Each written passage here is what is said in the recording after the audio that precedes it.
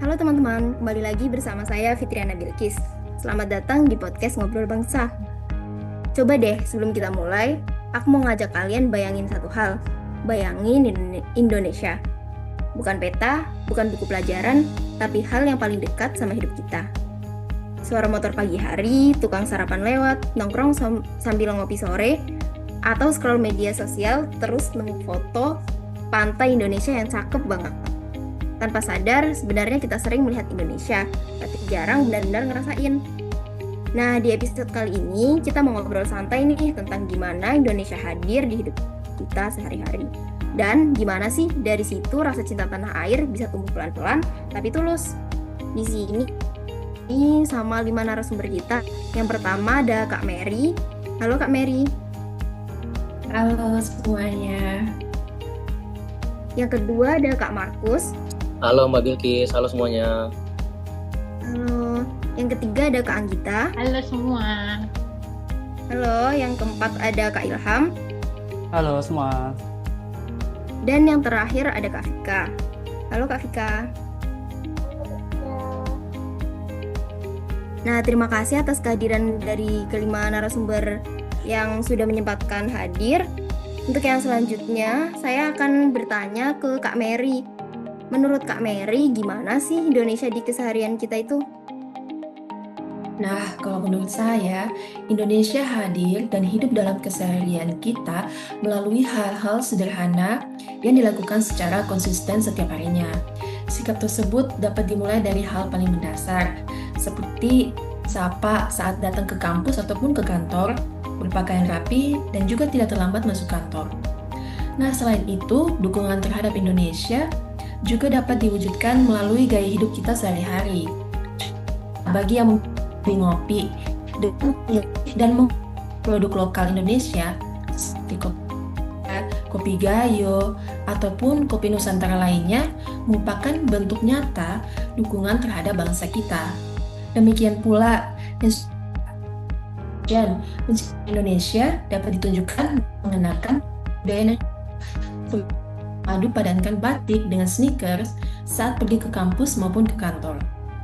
Perpaduan tersebut menunjukkan bahwa budaya tradisional kita dapat tetap relevan dan selaras dengan gaya hidup modern. Pada dasarnya, kecintaan terhadap Indonesia berawal dari tindakan-tindakan sederhana namun bermakna. Begitu Mbak Bilkis. Makasih Kak Mary yang telah menyebutkan keseharian kita di Indonesia ini menurut Kak Mary. Nah, sekarang aku beralih ke sejarah ya, karena tadi kita udah bahas keseharian yang ngerasa kita dekat, dan sekarang pindah ke sejarah, karena kita tuh mungkin terus ya, kalau menurut nih sejarah itu gimana sih?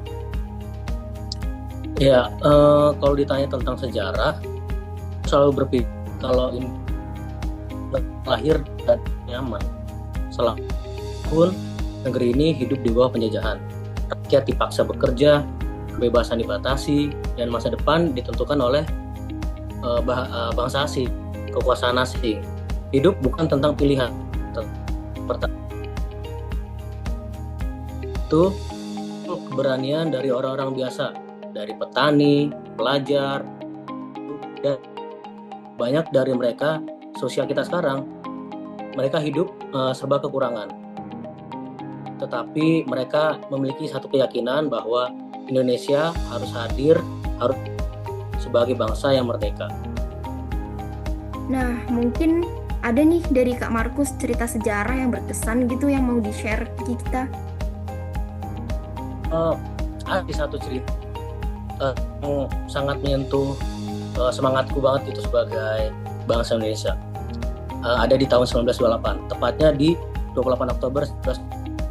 Pada saat itu, para pemuda dari berbagai daerah berkumpul dan berikrar dalam Sumpah Pemuda.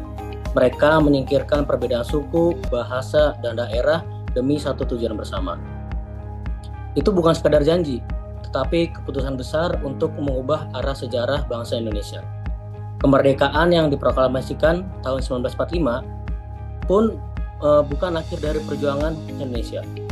Setelahnya, bangsa Indonesia masih harus mempertahankan kemerdekaan dengan darah dan pengorbanan. banyak yang gugur tanpa menikmati hasil perjuangan mereka sendiri. Dari sejarah itu kita belajar, Indonesia berdiri bukan karena kemudahan, tetapi karena persatuan dan pengorbanan yang mahal. Maka hari ini, saat kita hidup lebih aman dan bebas, jawab kita bukan hanya menikmati kemerdekaan, tetapi menjaganya dengan sikap, karya, dan kepedulian. Karena Indonesia yang kita nikmati sekarang adalah warisan dari perjuangan yang tidak ternilai harganya dari para pendahulu kita. Itu sih kalau menurutku, Mbak Bilkis. Bagus banget ya Kak, mungkin ini bisa memotivasi buat kita ini yang masih muda-muda ini nih.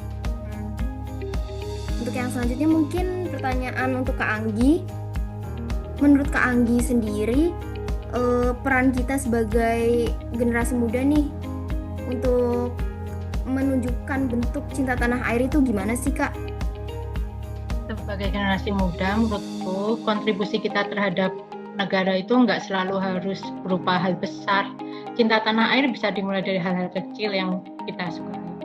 Berawal dari apa yang buat kita tertarik, kita bisa terus mendalami dan belajar hingga menghasilkan karya yang positif. Contohnya, nih, kita yang awalnya belum tertarik sesuatu, tiba-tiba lihat orang-orang kok mulai padel.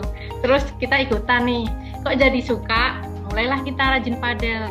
Awalnya dari yang belum pernah, terus latihan terus, ternyata bisa menjadi atlet padel di kancah internasional. Nah, contohnya cuma dari awalnya ketertarikan itu bisa menjadi gerbang awal kita mempersiapkan diri menjadi generasi yang tumbuh untuk kemajuan. Terlebih sebagai generasi muda pada era digital ini, dengan mudah manfaat untuk meningkatkan kemajuan kita sekaligus menjadikan untuk kemajuan sebagai salah satu wujud cinta. Banget ya contoh dari Kak Anggi ini main padel, ada lah yang di sini main padel gitu. Lain. Oke, baik, topiknya di digital bahas sama Kak Anggi. Nah, aku mau nanya nih ke Kak Ilham. Menurut Kak Ilham, apakah media sosial ini bisa jadi ruang visitasi bangsa, Kak? Oke, jadi sangat menarik sekali ya kalau kita membahas era ini. Teman-teman di sini pasti punya episode dong, Mbak Bilkis terutama dan teman-teman yang lain. Nah, media sosial itu bukan tempat untuk bagi foto. Ini sudah jadi visualisasi identitas bagi orang tampil akan mengekspresikan budaya, bahkan di simbol negara. Bayang setiap unggahan tentang bendera merah putih, Garuda Pancasila, atau lantunan Indonesia Raya itu bukan cuma sekedar konten, yaitu presentasi kegiatan dan persatuan yang kita bawa ke ruang digital. Media sosial juga membuat simbol-simbol itu hadir di layar jutaan orang, memperkuat rasa kebangsaan di tengah arus globalisasi dunia luar. Tentu aja ada tantangannya, misalnya bagaimana cara menjaga sehat, tidak ada ujaran kebencian, tapi justru itu peran kita menjadi media sosial panggung persatuan, bukan perpecahan.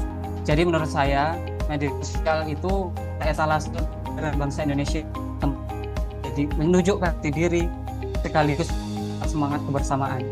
Jadi gitu sih Mbak menurutku. Bagus banget ya tadi. Terus yang aku highlight ini tadi Kak Ilham bilang media sosial sebagai persatuan bukan perpecahan ya Kak. Bagus banget. Dan untuk yang terakhir pertanyaan untuk Kak Vika. Menurut Kak Vika ini Indonesia ke depan gimana sih Kak?